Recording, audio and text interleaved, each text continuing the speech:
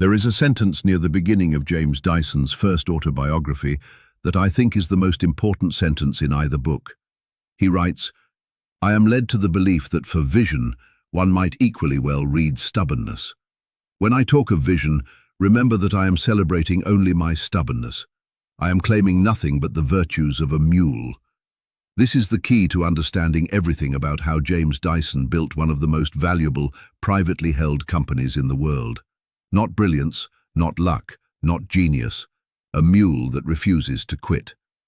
If I had to summarize his entire business-building philosophy in 2 words, they would be these: difference and control.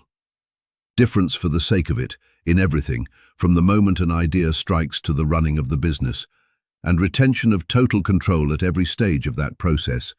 These 2 principles explain almost every decision Dyson has ever made. He describes himself this way: "I have been a misfit throughout my life. Misfits are not born or made, they make themselves. I was a stubborn, opinionated child, desperate to be different and to be right. This is not a performance, it is innate. Dyson is constitutionally repelled by following the herd, and this trait, which in most social contexts is a liability, in business becomes his primary competitive advantage. He says, 'I have sought out originality for its own sake.' This is a philosophy which demands difference from what exists. The more you read his words, the more you understand that for Dyson, being different is not a strategy, it is a moral position. Copying, he argues, reduces choices for consumers. It converges the market toward a single answer when the world needs more experiments. His own heartfelt conviction, his words, is difference for the sake of difference." The man who first made this real for Dyson was a man named Jeremy Fry. Dyson went to work for Fry as a young man and calls him the most important mentor of his life. Fry was not interested in experts. He hired young people with no experience. He believed that with enthusiasm and intelligence, anything was possible. When Dyson came to him with a new idea, Fry did not sit down and process it through pages of calculations. He did not argue it through with anyone. He just said, "You know where the workshop is. Go and do it." If Dyson said they needed to weld something, Fry said, "Get a welder." If Dyson asked whether they should consult an expert on hydrodynamics, Fry said, "The lake is down there. Take a plank of wood and tow it behind the boat and see what happens." Dyson says this was mind-blowing. No research, no preliminary sketches. If it did not work one way, try it another way until it did. And the root principle, the one Dyson would carry for the rest of his life, was simple. Do things your way. It does not matter how other people do it. As long as it works and it is exciting, people will follow you.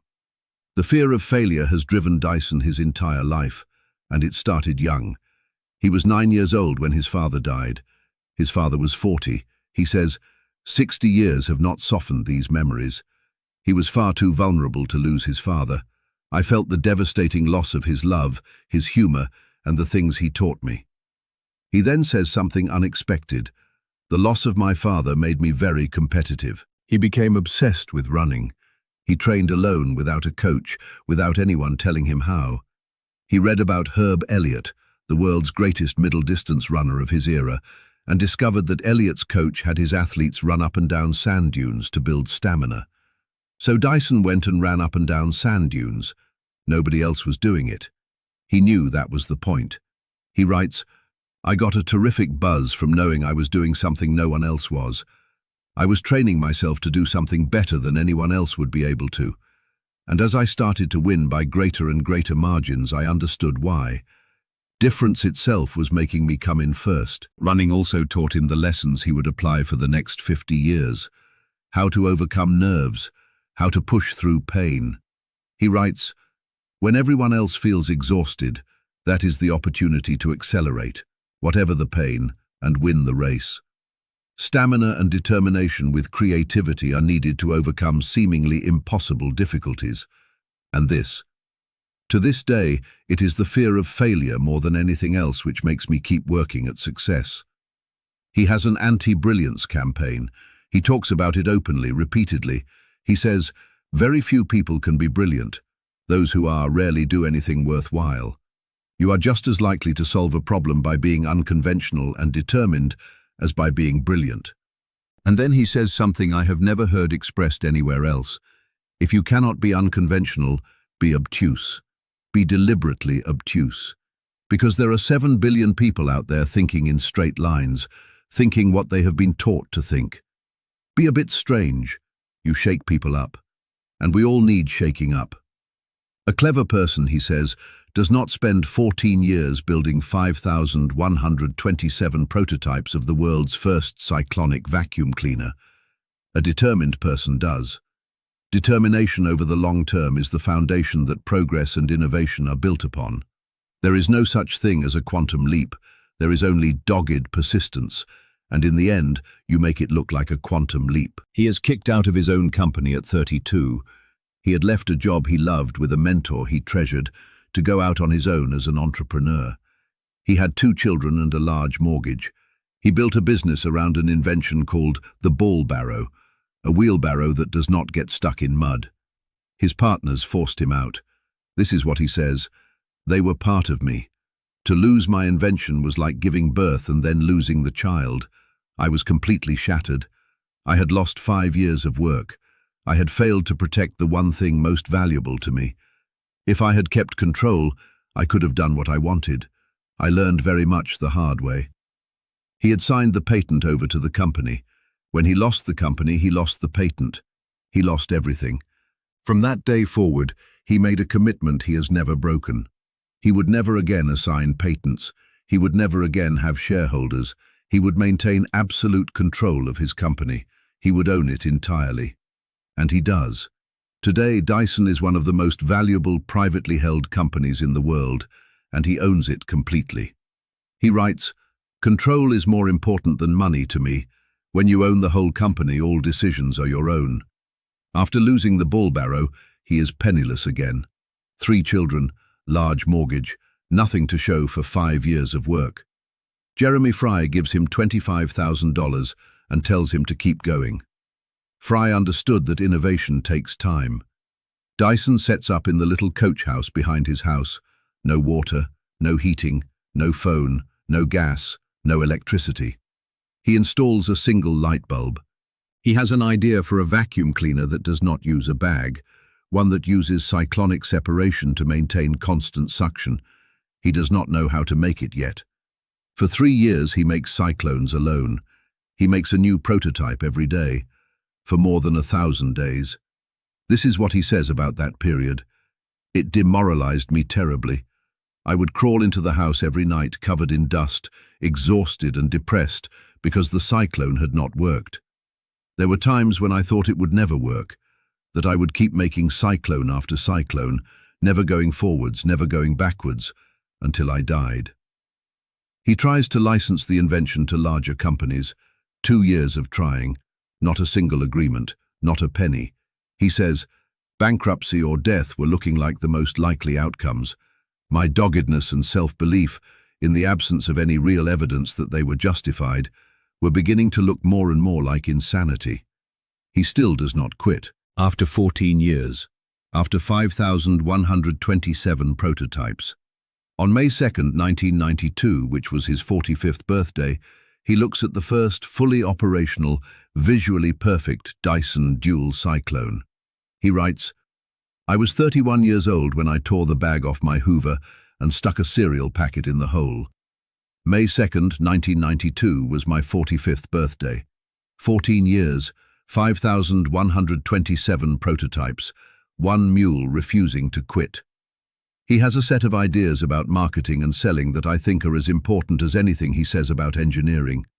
You cannot mix your messages when selling something new. A consumer can barely handle one great new idea, let alone 2 or several. One clear idea expressed clearly. That is what wins. His advertising always communicated a single thing, what the product does and how it is different from everything else. He says, "The more messages you throw at people, the less they remember. Tell the story of how your product is made. This is genius." When the dual cyclone first appears in stores, he produces a small booklet, a few hundred words, that tells the story of who made it, why it was made, how it works. He persuades retailers to hang one on every machine in their shop.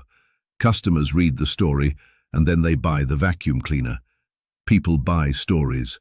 This is not a modern insight. It is as old as commerce, but it works because it is true.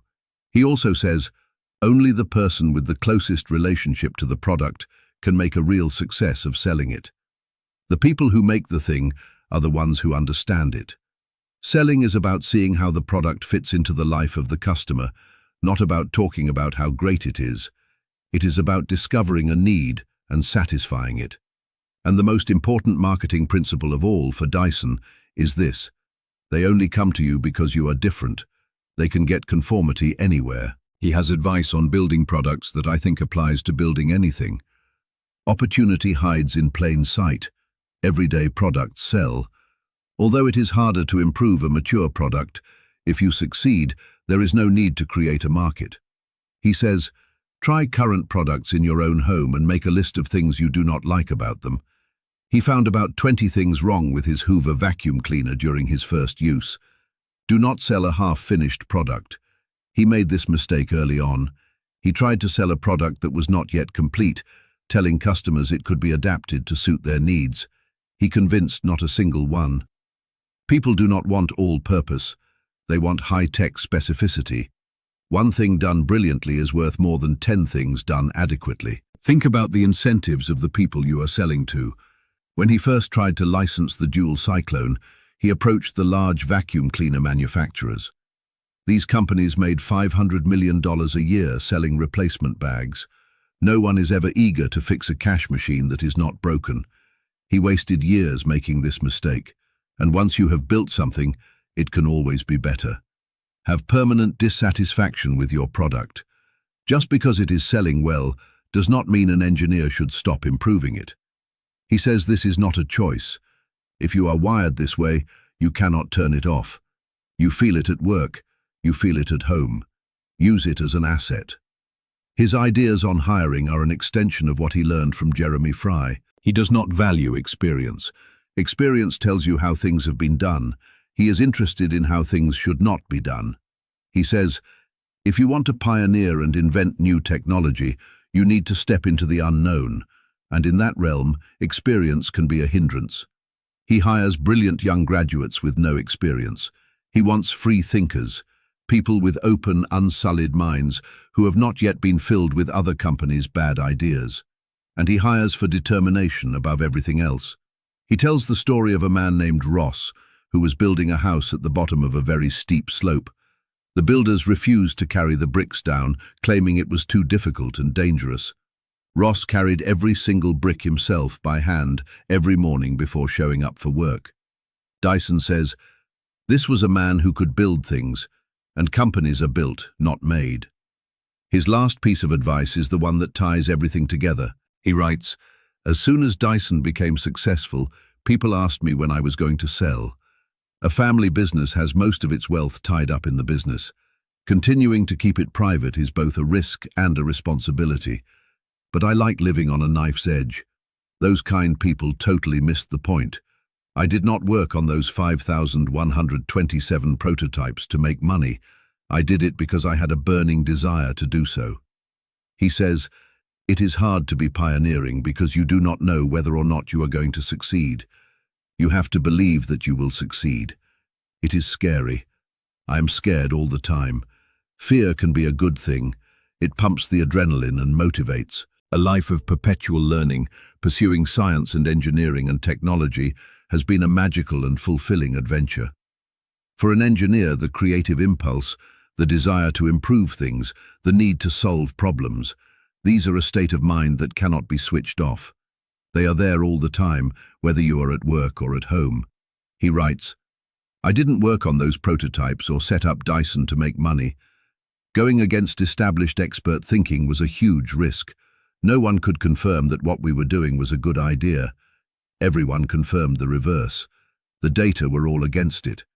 If we had believed the data and not trusted our instincts, we would have ended up following the path of dull conformity. In following a different path, obstacles will be put in your way. Yet the process of creativity, of solving seemingly insoluble problems, is rather wonderful. I am scared all the time. And he keeps going anyway. That is the whole story.